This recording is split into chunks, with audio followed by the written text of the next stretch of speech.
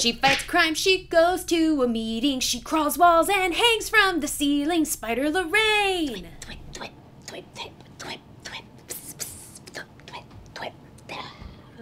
Hey. What you doing? Oh, well, I just figured because Edge of Spider-Verse is going to introduce a whole bunch of Spider-Men and women, that maybe they might want a new Spider Lorraine. No. No. They'll come around.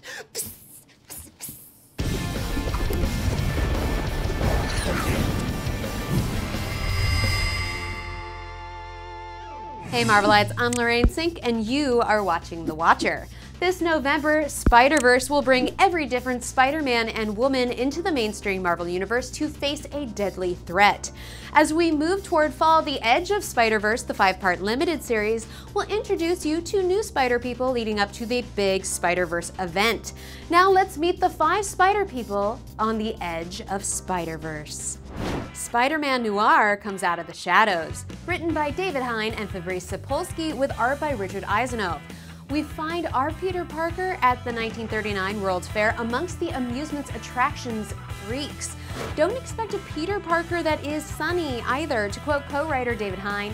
While the Marvel Universe Spider-Man grew up in the 1960s during a period of economic prosperity and optimism, Spider-Man Noir is set in the 1930s with Peter growing up in the very deprived conditions in the middle of the Great Depression. His outlook on life is tinged with cynicism. It's SpiderGwen. This October, Jason Latour and Robbie Rodriguez will bring Gwen Stacy to life as Spider-Woman. And in this reality, it was Gwen Stacy, not Peter Parker, who gained Spidey powers. And this Gwen is tougher, punkier, and wanted for a crime she did not commit. As you can imagine, this can get pretty sticky, considering that her father is the chief of police and is hot on her trail. Meet Aaron Aikman swinging into a new reality written and drawn by Dustin Weaver. What if Peter Parker chose to be Spider-Man if he never really wrestled with his great responsibility? What if instead he embraced his powers and scientific prowess? Well, then you would have Aaron Aikman. This golden boy is more than proud of his pursuits, and let's just say this guy doesn't lack an ego. Monstrous Patton Parnell.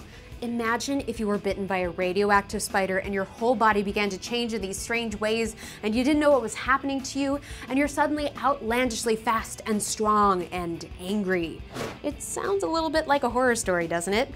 Well, that was the idea that editor Ellie Pyle had for Patton Parnell, the "What Would Peter Parker Not Do" Spider-Man. Together, writer Clay McLeod Chapman and artist Elia Bonetti create a world where the friendly neighborhood Spider-Man might not be so friendly after all. If one was given so many awe-inspiring powers but never learned morality, how might they abuse them? And others. She's sweet Penny Parker. Penny is just a little girl and the newest pilot of Project Spider.